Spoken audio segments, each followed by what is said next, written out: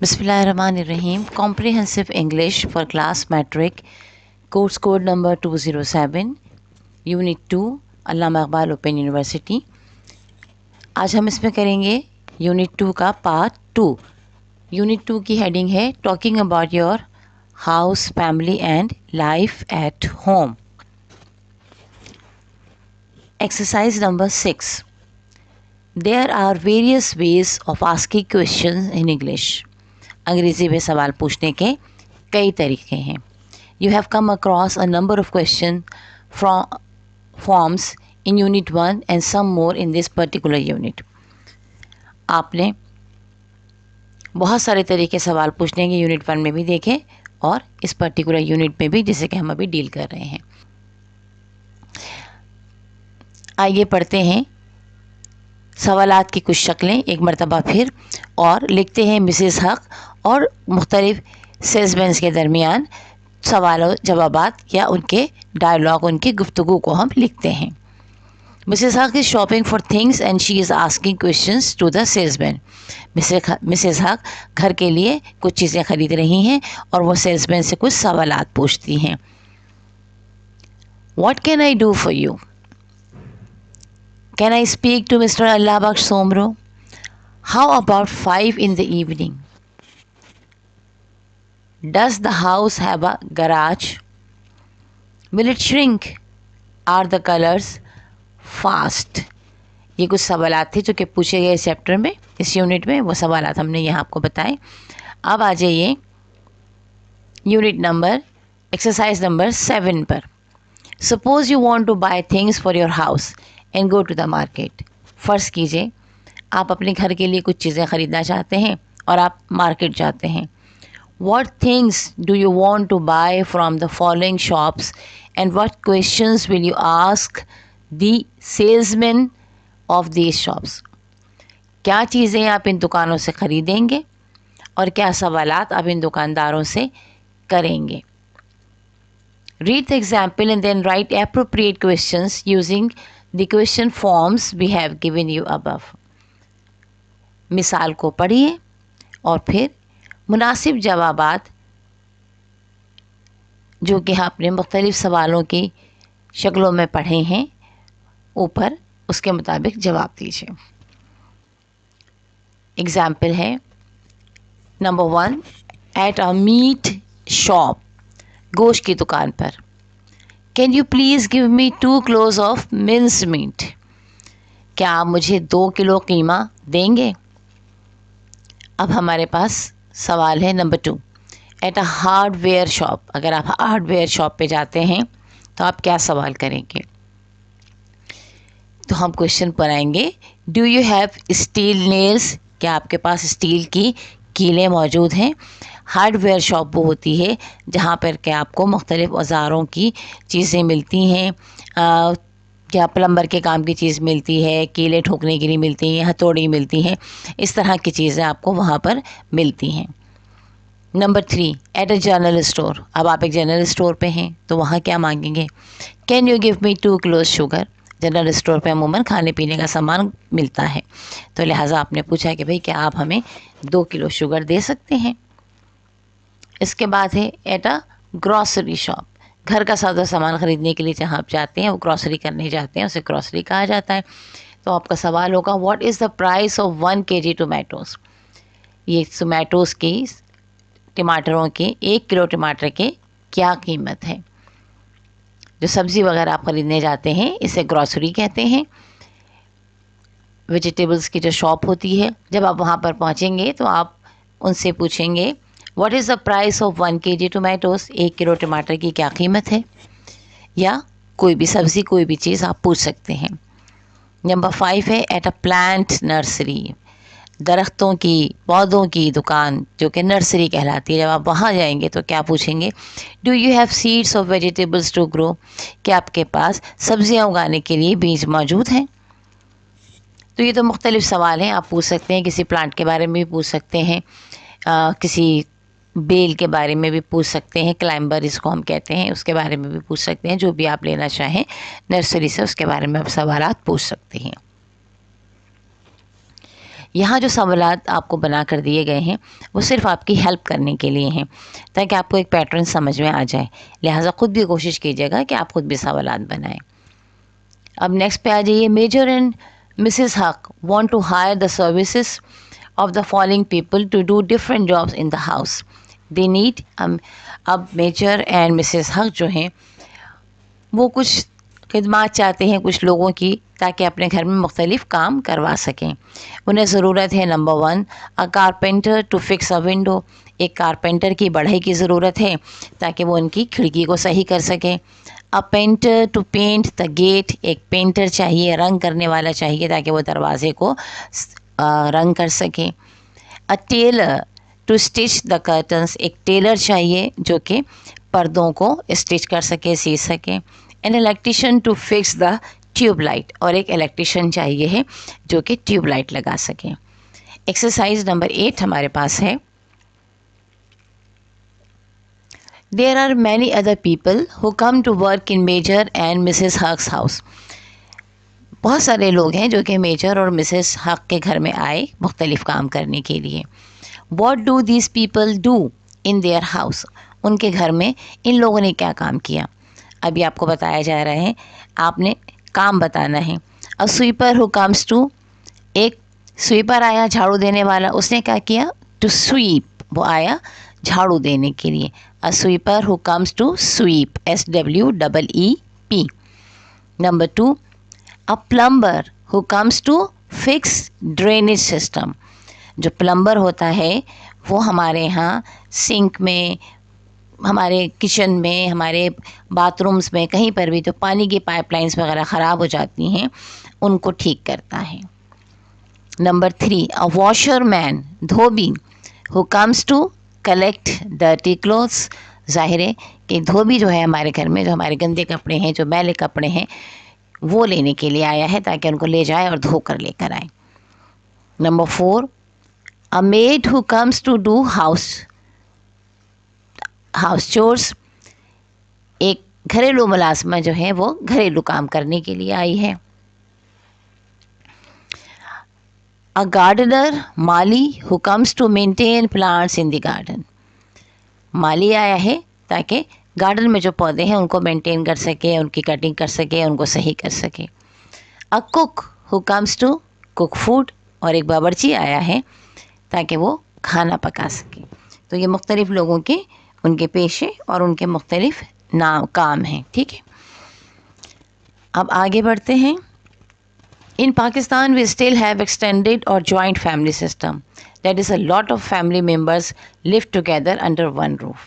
پاکستان میں ابھی تک ایکسٹینڈڈ یا جوائنٹ فیملی سسٹم یعنی بڑی فیملی کا سسٹم ہے یا کمبائن رہنے کا, ایک ساتھ مل کے رہنے کا سسٹم ہے جس میں کہ بہت سارے لوگ ایک چھت کے نیچے رہ رہے ہوتے ہیں. There are different relatives who join together to make one big family. مختلف رشتہ دار ہوتے ہیں جو ایک دوسرے کے ساتھ مل کر ایک بڑی فیملی بناتے ہیں. Here is a diagram that gives out the names of various family members or relationships. یہاں پہ ایک ڈائیگرام بتائی گئی ہے جو کہ مختلف آپ کے جو رشتوں ہیں اس کے بارے میں, فیملی ممبرس کے بارے میں, مختلف رشتوں کے بارے میں بتاتی ہے. Can you add some more names of relatives to the diagram? کیا آپ کچھ اور نام اس ڈائیگرام میں ایڈ کر سکتے ہیں اپنے رشتہ داروں کے؟ جو دیے گئے ہیں وہ کیا ہے, سینٹر میں فیملی ہے. اب فیملی کے ساتھ انہوں نے بتایا ہے ایک طرف لکھا ہوا ہے گرینڈ پیرنٹس یعنی آپ کے دادا دادی, نانا نانی. دوسری طرف لکھا ہوا ہے نیس یعنی کہ بھتیجی یا بھانجی, دونوں کے لیے ایک ہی لفظ استعمال ہوتا ہے. پھر ایک جگہ لکھا ہوا ہے بردر ان لا. تو آپ اس میں کیا کیا ایڈ کر سکتے ہیں, تو دیکھیے کہ آپ اس میں ایڈ کر سکتے ہیں. ہم یہاں سے ٹیکسٹ لے لیتے ہیں. اگر نیس ہے تو پھر نیفیو بھی ہونا چاہیے نا.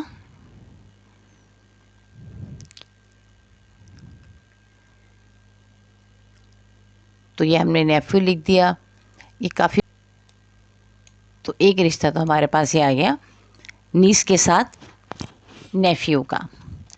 اچھا, اسی طرح اگر بردر ان لا ہے تو بردر ان لا کے ساتھ سسٹر ان لا بھی ہو سکتی ہے. تو ہم نے انہیں بھی ایڈ کر دیا کہ سسٹر ان لا ہو گئی ہمارے پاس. اب سسٹر ان لا کے ساتھ بیسک ہم لے کے کس کو چل رہے ہیں؟ بھانجے، بھتیجے، دیور، نند، گرینڈ پیرنٹس. جب برادر ان لا ہے، سسٹر ان لا ہے، تو پھر مدر ان لا بھی ہونا چاہیے. اب مدر ان لا ہے تو فادر ان لا بھی ہونا چاہیے. فادر ان لا یعنی کہ سسر، اور مدر ان لا یعنی کہ ساس. اور مزید ایک رشتہ بھی باقی ہے، اس کے بارے میں بھی سوچنا چاہیے کہ نیفیو ہو گیا ہے، نیس ہو گیا، sister in law, grand parents, mother ان لا، برادر ان لا. تو پھر یہ ہمارے پاس ہسبینڈ، اور اگر مرد کے ہم مین لے کر لکھتے ہیں تو وائف. تو ہسبینڈ اینڈ وائف یہ بھی ایک اہم رشتہ ہے جو کہ ہو سکتا ہے. سو we can write all these things. تو یہ بھی ہم لکھ سکتے ہیں، لہٰذا ہم نے ان کو بھی لکھ دیا ہے. اب آ جائیے نیچے ایکسرسائز دیکھتے ہیں کیا ہے. عارفہ اینڈ رفت are talking about their family members. Arifa اور رفت اپنے فیملی ممبرس کے بارے میں بات کر رہی ہیں. Listen to their conversation carefully. ان کی گفتگو کو غور سے سنیے. Note down the important details and answer the given question. Important details کو نوٹ ڈاؤن کیجیے اور سوالات کے جوابات دیجیے. ریکارڈنگ نمبر ٹیکسٹ نمبر 4 ہی آپ کے پاس. اگر آپ کو ریکارڈنگ مل گئی ہوگی تو یقیناً آپ نے سے سنا ہوگا. یہاں پہ بھی سن لیجیے. ہم پڑھنا شروع کرتے ہیں. Arifa: I am extremely busy these days. میں آج کل بہت زیادہ مصروف ہوں. I don't even have time to watch my favourite play on T V. میرے پاس اپنا پسندیدہ پروگرام ٹی وی پر آنے والا جو ہے اس کو دیکھنے کا بھی ٹائم نہیں ہے. رفت: وائی؟ کیوں؟ Are their guest in the house? کیا گھر میں مہمان آئے ہوئے ہیں؟ Arifa: not guest but we have planned Sarah's wedding in December, and being the eldest bhabhi, I have so many responsibilities. Not guests, but we've planned Sarah's wedding in December, and being the eldest bhabhi, I have so many responsibilities. مہمان نہیں ہیں مگر ہم نے plan کیا ہوا ہے، ہم نے منصوبہ بنایا ہوا ہے دسمبر میں سارہ کی شادی کا، اور سب سے بڑی بھابھی ہونے کے ناطے میری بہت ساری ذمہ داریاں ہیں. رفت: what about other بھابھیز Naila and شگفتہ؟ باقی بھابھیوں کے بارے میں کیا ہے، نائلہ اور شگفتہ کے بارے میں؟ Are not they helping you? کیا وہ تمہاری are not they helping out? کیا وہ تمہاری مدد نہیں کر رہے ہیں؟ عارفہ: یس دے آر. ہاں وہ ہیں، بٹ دین امی جی needs full attention and you know how one has to be careful dealing with مدرس ان لا. مگر امی جی جو ہیں انہیں مکمل اٹینشن چاہیے، اور تم جانتی ہو کہ ساس کے ساتھ ڈیل کرنے میں کتنا کیئرفل ہونا پڑتا ہے. رفت: آئی نو، میں جانتی ہوں. آئی ڈونٹ ہیو اے ساس but my father in law is bad ridden. میری کوئی ساس تو نہیں ہے مگر میرے سسر بیڈ ریڈن ہیں، بستر پر ہیں، یعنی بہت زیادہ بیمار ہیں. And needs N attendant all the time. اور انہیں بھی ہر وقت ایک اٹینڈنٹ کی ضرورت ہوتی ہے.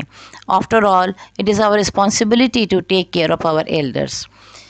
اور بہرحال یہ ہماری ذمہ داری ہے کہ ہم اپنے بڑوں کی دیکھ بھال کریں. یس آف کورس، ہاں یقیناً. I am lucky to have very supportive ان لاس. میں بہت خوش قسمت ہوں کہ میرے بہت ہی سپورٹ کرنے والے، مدد کرنے والے، خیال کرنے والے میرے ان لاس ہیں، سسرالی رشتہ دار ہیں. ان لاز عموماً سسرالی رشتہ داروں کو کہا جاتا ہے. مائی to nuns who are the youngest in the family are most لویبل and are great fun around the house. میری 2 چھوٹی نندیں جو کہ فیملی میں سب سے چھوٹی ہیں، ہم سب کے لیے بہت پیاری ہیں. بہت لویبل ہے، پیاری ہیں، ہم محبت کرنے والی ہیں، یا جن سے ہم بہت زیادہ محبت کرتے ہیں. اور they are great fun around the house. اور گھر میں ان سے بڑا مزہ رہتا ہے. اب یہاں پہ بھی اس گفتگو میں کچھ کانٹریکشنز استعمال ہوئے ہیں، ان کو بھی دیکھ لیتے ہیں. آئی ڈو ناٹ کی جگہ آئی ڈونٹ استعمال ہوا ہے. آئی لکھا، ڈو لکھا، کاما لگایا او کے اوپر اور پھر این ٹی لکھ دیا. ٹھیک ہے. پھر اس کے بعد وی ہیو کی جگہ view, WEV Cama and VE view. It is کی جگہ اٹس, دے آر کی جگہ دے آر, THEY دے کاما پھر RE. ٹھیک ہے. There are 2 types of family relatives. 2 طرح کے رشتہ دار ہوتے ہیں خاندان میں. دی میٹرنل اور mother sides of family and paternal اور فادر سائڈ آف ریلیٹیوس. یعنی ماں کی طرف سے رشتہ دار ہوتے ہیں اور باپ کی طرف سے رشتہ دار ہوتے ہیں. جو ماں کی طرف سے ہوتے ہیں وہ میٹرنل کہلاتے ہیں اور جو باپ کی طرف سے رشتہ دار ہوتے ہیں وہ پیٹرنل کہلاتے ہیں. جیسے انہوں نے مثال نیچے دی ہوئی ہے, دیکھیے گا. دی maternal relatives are grand mother and grand father, یعنی نانی اور نانا. آنٹ اینڈ انکل, خالہ اور ماموں. نیس اینڈ نیفیو, بھانجی اور بھانجا. پیٹرنل جو ہوتے ہیں یعنی والد کی طرف سے جو ہوتے ہیں گرینڈ مدر فادر, یعنی گرینڈ مدر گرینڈ فادر, وہی گرینڈ مدر گرینڈ فادر جو نانا نانی کے لیے استعمال ہوا ہے وہی ان کے لیے بھی استعمال ہوگا, لیکن یہ ہمارے دادا دادی ہوں گے. آنٹ اینڈ انکل اردو میں الگ نام ہے پھپھی اینڈ چچا, یعنی ابا کی جو بہن ہوں گی وہ پھپھی ہوں گی اور ابا کے جو بھائی ہوں گے وہ چچا کہلائیں گے. نیس اینڈ نیفیوز, بھتیجا اینڈ بھتیجی, اپنے بہن بھائیوں کے بھائی کے جو بچے ہوں گے, بھائی کے بیٹے کو بھتیجا کہیں گے اور بیٹی کو بھتیجی کہیں گے. بہن کے بیٹے کو بھانجا کہیں گے اور بہن کی بیٹی کو بھانجی کہیں گے. انگریزی میں کوئی خاص الگ نہیں ہے, ایک ہی نام سے پکارا جائے گا, نیس اینڈ نیفیو. اب آ جائیں exercise number 9 per. Now answer the questions based on the dialogues between Arifa and رفت. Notice the use of different questions forms. Okay جی, یعنی کہ عارف اور رفت کے درمیان جو گفتگو ہوئی ہے ان ڈائلاگز میں سے اب آپ نے یہ کوشچنس کے آنسر کرنے ہیں اور آپ نے نوٹس بھی کرنا ہے کہ مختلف طرح کے آپ سے سوالات پوچھے گئے ہیں. زیادہ تر جو مجھے نظر آ رہے ہیں وہ سارے کے سارے WH کوشچن ہی ہیں. Number 1, how many in laws do Arifa have in Hare family. Arifa کی فیملی میں کتنے ان لاز ہیں؟ تو جو ہم نے گنے ہیں وہ 7 ہیں, آپ بھی اس کو چیک کر لیجئے گا. ہو is getting married? Eldest sister in لا سارا. آپ پورا بھی جواب لکھ سکتے ہیں کہ ایلڈسٹ سسٹر سارا is getting married. Eldest sister in لا سارا is getting married. Number 3, when is the wedding ceremony scheduled to take place? The wedding ceremony is scheduled to take place in December. Who is very busy? Arfa is very busy. Who is bedridden? Rifat's father-in-law is bedridden. How many bhabis or sister-in-law does Arifa have? Arifa have 2 bhabis and 2 sister-in-laws. Who are the most lovable in Arifa's family? 2 young sisters-in-law. How many brothers-in-law does Arifa have? These are 2 in numbers.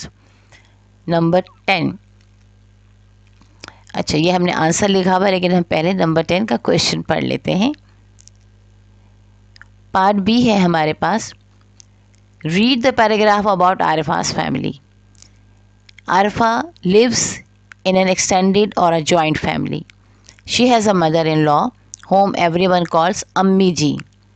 2 brothers-in-law who are younger to her husband and are married and 2 sister-in-law who are the youngest in the family.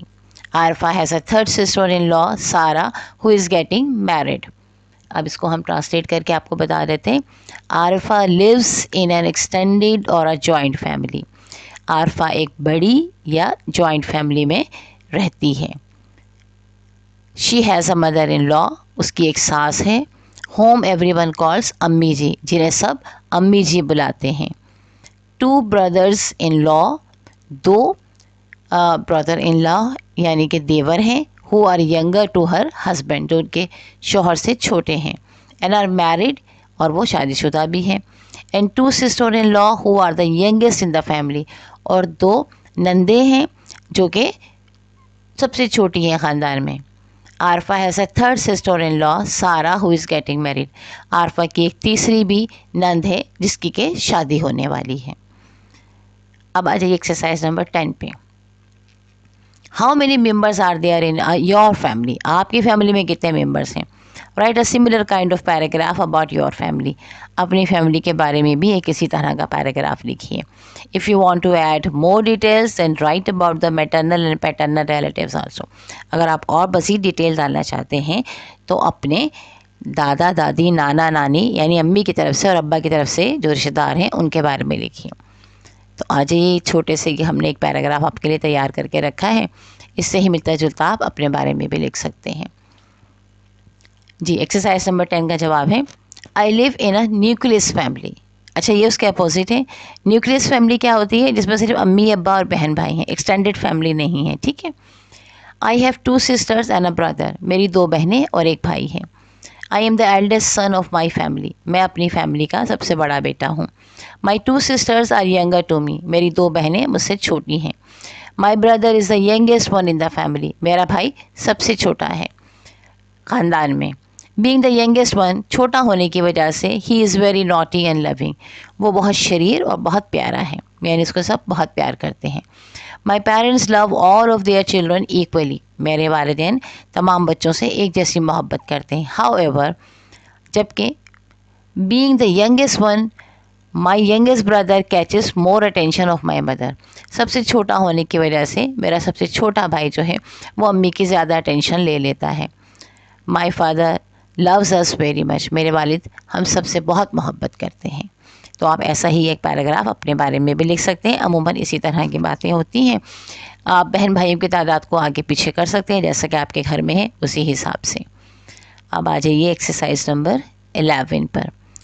By now you are quite familiar with the حق family. اب تک آپ حق family سے کافی familiar ہو گئے ہیں, اس کو پہچان چکے ہیں, جان چکے ہیں. پھر ان the blank choosing the correct relation ship from the list. اب خالی جگہوں کو پر کیجیے جو صحیح رشتہ داری ہے اس کے حساب سے, اور وہ آپ لسٹ میں سے لے سکتے ہیں, یعنی husband wife brother sister sun children father and mother. جناب انعام الحق از ارام's ہسبینڈ. انعام الحق ارام کے ہسبینڈ ہیں.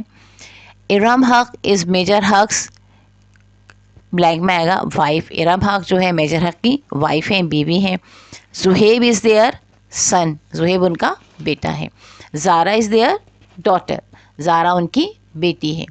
زارا and Zohaib are their children. یہ ان کے بچے ہیں. زہیب از زارا's برادر. زہیب زارا کا بھائی ہے. زارا از زہیب's سسٹر. زارا زہیب کی بہن ہے. ارم حق از زارا اینڈ زہیب's مدر. ارم حق زارا اور زہیب کی والدہ ہیں. میجر حق از زارا اینڈ زہیب's فادر. میجر حق جو ہیں وہ زارا اور زہیب کے فادر ہیں. میجر اینڈ مسز حق have a busy life style. Major اور مسز حق کی ایک مصروف زندگی ہے. Both of them work. دونوں کام کرتے ہیں. Measure is in the army. Major army میں ہے. اینڈ مسز حق از a lecturer in a college. اور مسز حق کالج میں لیکچرر ہیں. Red Mrs حق's typical daily schedule. Mrs حق کا ٹپیکل ڈیلی شیڈیول روزانہ کا جو معمولات ہیں اس کو ذرا پڑھیے. چلیں جناب پڑھتے ہیں. مسز ارم حق ویکس اپ ایٹ 6 AM اور 6 سے بھی لکھا ہے. مسز ارم جو ہیں وہ صبح 6 بجے اٹھ جاتی ہیں. ان the morning and immediately takes a shower. اور فوراً ہی وہ شاور لیتی ہیں, نہانے چلی جاتی ہیں, غسل کرتی ہیں. شی دین ویکس اپ ہر 2 چلڈرن. پھر وہ اپنے 2 بچوں کو جگاتی ہیں. And goes in to the kitchen to prepare break fast. اور کچن میں چلی جاتی ہیں اور ناشتہ تیار کریں. دا نیکسٹ تھنگ, اگلی چیز شی ڈز جو وہ کرتی ہیں از to set up the table. وہ ہے کہ وہ ٹیبل کو سیٹ اپ کرتی ہیں. یا ٹیبل لگانا جس کو ہم آج کل اپنی اردو زبان میں کہہ رہے ہوتے ہیں محاورتاً. And then rush to C the children are properly dress and their school beings are ready. اور پھر تیزی سے جاتی ہیں اور دیکھتی ہیں کہ بچے جو ہیں انہوں نے اپنا ڈریس صحیح سے پہن لیا ہے, بیگز اپنے اسکول کے لیے ریڈی کر لیے ہیں یا نہیں. لیٹر آن, اس کے بعد شی ویکس اپ ہر ہسبینڈ. وہ اپنے شوہر کو جگاتی ہیں. مین وائل, اسی دوران شی get dressed and joins the family for break fast. وہ بھی چینج کر لیتی ہیں, کپڑے اپنے بدل لیتی ہیں اور فیملی کے ساتھ بریک فاسٹ پہ ان کو جوائن کر لیتی ہیں. آفٹر ورڈس, اس کے بعد مسز حق drops the children at school. Mrs حق بچوں کو اسکول چھوڑتی ہیں. And then drives down to her college. اور پھر اپنے کالج چلی جاتی ہیں. مسز حق is free from the college at about 1:30. اور 13:30 تقریباً 1:30 بجے کے قریب یا 13:30 پر وہ فارغ ہو جاتی ہیں. فرسٹ شی پکس اپ ہر چلڈرن، پہلے وہ اپنے بچوں کو پک کرتی ہیں. Secondly she stops at different places to do some ارنس such as by vegetables, pay the bills اور پک اپ کلوتھس فرام دی دھوبی. راستے میں وہ مختلف جگہوں پہ رکتی ہیں چھوٹے موٹے کام کرنے کے لیے، لائک سبزی خریدنے کے لیے، کچھ بل وغیرہ جمع کروانے کے لیے، کپڑے لینے کے لیے دھوبی کے پاس سے. Finally she reaches home at around 2 in the afternoon، اور تقریباً 2 بجے کے قریب 2 PM یا 14 hours کے قریب وہ اپنے گھر پہنچ جاتی ہیں. لیٹر اس کے بعد ان the day when the major arrives home at about 2:30، 2:30 بجے یا 14:30 کے قریب جب میجر آ جاتے ہیں، the whole family eights a lunch, تو تمام لوگ بیٹھ کر ایک ساتھ لنچ کرتے ہیں. And after that Mrs hook rest for an hour, اس کے بعد مسز ہک جو ہے وہ 1 گھنٹے کے لیے آرام کرتی ہیں. Major and Mrs hook take the evening T at around 5 PM اور 1700 hours.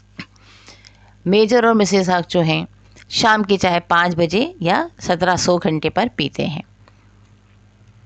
And then all of them go for a short walk at the containment park. شام کی چائے 5 بجے پیتے ہیں. And then all of them go for a short walk at the cantonment park, اور پھر cantonment کے پارک میں سب لوگ ٹہلنے کے لیے جاتے ہیں. لیٹر ان دا ایوننگ، اس کے بعد شام میں Mrs hook helps her children with their home work. Mrs ہک اپنے بچوں کو ان کے ہوم ورک میں مدد کرتی ہیں. By 8 in the evening she is free and has time to herself. 8 بجے رات کو وہ فارغ ہوتی ہیں شام میں، اور پھر وہ اپنے لیے ان کے پاس وقت ہوتا ہے. The above paragraph gives you a step by step process اور sequence of Mrs. Huck's daily routine. اوپر دیے گئے پیراگراف میں آپ نے درجہ بدرجہ ترتیب کے ساتھ دیکھا کہ مسز ہک کا روزانہ کا روٹین کیا ہے یا روزانہ کے معمولات کیا ہیں. While reading the paragraph you must have noticed the words which are given in bold. پڑھائی کے دوران آپ نے ان الفاظ کو بھی غور سے دیکھا ہوگا جو کہ بولڈ یعنی گہرے کر کے لکھے گئے ہیں. These words are called sequence markers. ان الفاظ کو ہم sequence markers کہتے ہیں. And they help us understand the steps or orders of action or events. That is what happened first, then later and so on so forth. یہ الفاظ ہمیں مدد کرتے ہیں کہ ہم جو ایکشنز ہو رہے ہیں، جو عمل ہو رہے ہیں پیراگراف میں، وہ ان کے بارے میں جان سکیں کہ پہلے کون سا ہوا، اس کے بعد کون سا ہوا، اور آخر اس کے بعد کیا سلسلہ رہا. When we watch a film or read a novel or a story, event takes place one by one. جب ہم کوئی فلم دیکھتے ہیں، کوئی ناول پڑھتے ہیں، تو ہم یہ دیکھتے ہیں کہ واقعات جو ہیں ایک کے بعد ایک ہو رہے ہوتے ہیں. A proper and step by step narration helps the viewers or the readers to follow the story. ایک پراپر طریقے سے اسٹیپ بائی اسٹیپ اگر بیان کیا گیا ہو تو وہ مدد کرتا ہے ریڈر کے لیے کہ وہ اسٹوری کو سمجھ سکے. If the incidents or events in a film or a novel are not in proper order or sequence, then we become confused and are unable to follow the story. اگر واقعات جو کہ فلم یا novel میں کہانی میں ہو رہے ہیں اگر وہ ترتیب سے نہ ہوں تو ہم پریشان ہو جاتے ہیں اور ہمیں فلم یا ڈرامہ سمجھ میں بھی نہیں آتا. اکثر آپ نے دیکھا ہوگا کہ بعض ڈراموں میں ہم کہہ رہے ہوتے ہیں یہ کیسے ہوا، اس نے تو یہ کیا تھا پہلے، یہ بعد میں کیسے ہوا، یا اس نے تو وہ بات کہی تھی اب یہ ایسے کیسے ہوا. تو وہ یہی ہوتا ہے کہ جب سیکوینس کو فالو نہیں کیا جاتا تو پھر انسان یہی بگڑ سا جاتا ہے، الجھنے لگتا ہے کہ یہ کیا ہو رہا ہے. Therefore, لہٰذا it is very important that when we write something we should follow a certain order or sequence. لہٰذا ہم جب بھی یہ ضروری ہے کہ ہم جب لکھیں تو ہم ایک خاص آرڈر کو اور اس کی ترتیب کا خیال رکھیں. اچھا، اب چونکہ میں نے آپ کو بس پڑھ دیا تھا اور یہ نہیں بتایا تھا کہ کون کون سے الفاظ جو ہیں وہ بورڈ لکھے ہوئے ہیں، تو میں پہلے آپ کو بتا دیتی ہوں کہ کون کون سے الفاظ اس پورے پیراگراف میں بورڈ لکھے ہوئے ہیں. ٹھیک ہے، تو جب ہم نے پیراگراف پڑھنا شروع کیا تو سب سے پہلے دوسری لائن میں لکھا تھا دین، یعنی شی دین ویکس اپ. ٹھیک ہے، تو دین، پھر اس کے بعد کی لائن میں، تیسری لائن میں دی نیکسٹ بولڈ میں لکھا ہوا ہے. چوتھی لائن میں پھر دین THEN دین، یعنی پھر وہ بھی بورڈ لکھا ہوا ہے. پھر لیٹر آن लिखा हुआ है बोल्ड में, मीन वाइल बोल्ड से लिखा हुआ है, आफ्टरवर्ड्स बोल्ड से लिखा हुआ है, सेकेंडली पहले फर्स्ट लिखा हुआ है बोल्ड से, फिर सेकेंडली, फिर फाइनली, फिर आफ्टर दैट के तमाम अल्फाज जो हैं वो बोर्ड से लिखे हुए हैं, यानी गहरे करके लिखे हुए हैं, ठीक है, लेटर भी गहरे करके लिखा हुआ है। अच्छा जनाब, अब आ जाइए एक्सरसाइज पर। Read this words which you can use while the writing a step by step composition. अब कुछ उन्होंने आपको सीक्वेंस मार्कर्स दिए हुए हैं कि इनको पढ़िए, जो कि आप स्टेप बाय स्टेप किसी भी कंपोजिशन में इस्तेमाल कर सकते हैं। पहला है first, firstly, second, secondly, later, next, after that, later, LATER, later नहीं है, लेटर है, after that, meanwhile, in the meantime, finally. अच्छा जनाब, अब exercise number 12। Read the sentences given below, this are about Zara Haq. नीचे दिए गए अल्फाज सेंटेंसेस जुमलों को पढ़िए, ये ज़ारा हक के बारे में है। You would notice that these sentences are not in a proper sequence और ऑर्डर। आप ये नोटिस करेंगे कि ये सेंटेंसेस जो हैं वो सीक्वेंस ऑर्डर में तरतीब से नहीं हैं। First, arrange all these sentences in a correct sequence, and secondly join these sentences to construct a paragraph. पहले तो उनको तरतीब से लिखिए और फिर उसके बाद इन्हें ज्वाइन करके पैराग्राफ बनाइए। Use sequence marker such as first, next, after that, later, then, finally to link the sentences. और फिर सीक्वेंस मार्कर भी इस्तेमाल कीजिए, तमाम जो मैंने भी पढ़े हैं। तो इसका सोल्यूशन देख लेते हैं। अच्छा, एग्जाम्पल पहले देख लेते हैं, फिर हम सोल्यूशन देखते हैं। Example, Zara wakes up at 6 every morning and then takes a shower. ये आपको एग्जाम्पल की लाइन दी गई है। अब आपके पास वो सेंटेंसेस हैं जिनको आपको तरतीब से लिखना है। नंबर 1 पे है, at around 8:30 Zara sits before the computer and tries to learn typing. Number 2 पे है, she comes back from school at around 2 in the afternoon। Number 3 है, she finishes her homework by 7 in the evening। Number 4, Zara leaves for school at about 7:30 every morning। Number 5, she reads a book before going to sleep। Number 6, Zara joins her parents for a walk in the evening। Number 7, she takes a glass of milk and then switches off the light। आपने देखा कि तरतीब वैसे ही गलत है, यानी number 1 पे अगर ये लिखा हुआ है कि वो 8:30 बजे कंप्यूटर का काम करने बैठती है, कंप्यूटर के सामने बैठती है ताकि वो टाइपिंग सीखें, तो नंबर 2 पे लिखा हुआ है कि वो 2 बजे स्कूल से आती हैं। तो 2 बजे पहले बजे हैं, 8 बाद में बजे हैं। फिर उसके बाद लिखा है कि वो अपना 7 बजे शाम को वो अपना घर का काम कंप्लीट कर लेती है, होमवर्क जो उसे दिया गया है। फिर इसके बाद नंबर 4 पे वो कहते हैं कि जनाब वो तो 7:30 बजे स्कूल जाती है सुबह में।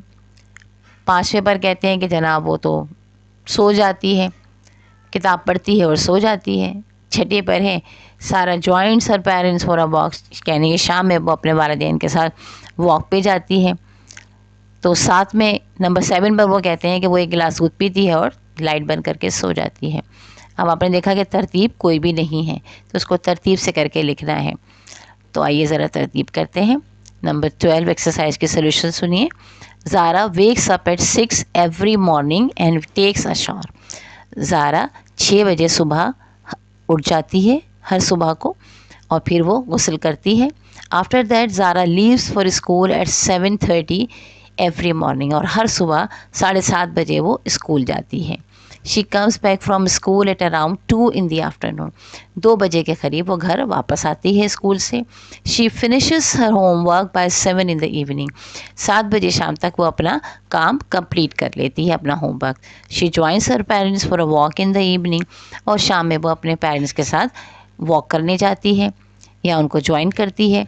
लेटर, उसके बाद she reads a book before going to sleep, वो सोने से पहले किताब पढ़ती है। फाइनली, आखिर में she takes a glass of milk and then switches off light, वो 1 ग्लास ऑफ मिल्क, 1 गिलास दूध पीती है और फिर लाइट बंद करती है और सो जाती है।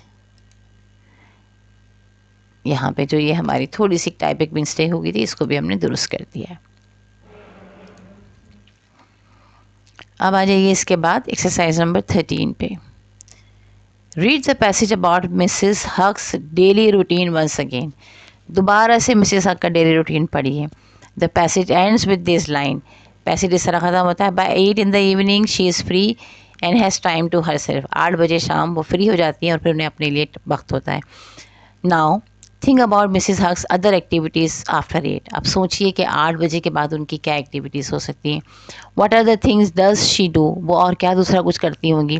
To help you right here is the opening line you can continue writing. آپ کی مدد کے لیے اوپننگ لائن لکھ دی گئی ہے تاکہ آپ مزید کام اپنا آرام سے کر سکیں. By 8 in the evening she is free and has to time herself. She goes through the morning newspaper in detail and then یعنی آپ کو بتا دیا گیا ہے کہ شام کو وہ ایوننگ میں وہ فری ہوتی ہیں اور پھر وہ نیوز پیپر پڑھتی ہیں ڈیٹیل سے. اور پھر اس کے بعد اب یہ آپ نے لکھنا ہے کہ کیا ہوتا ہے.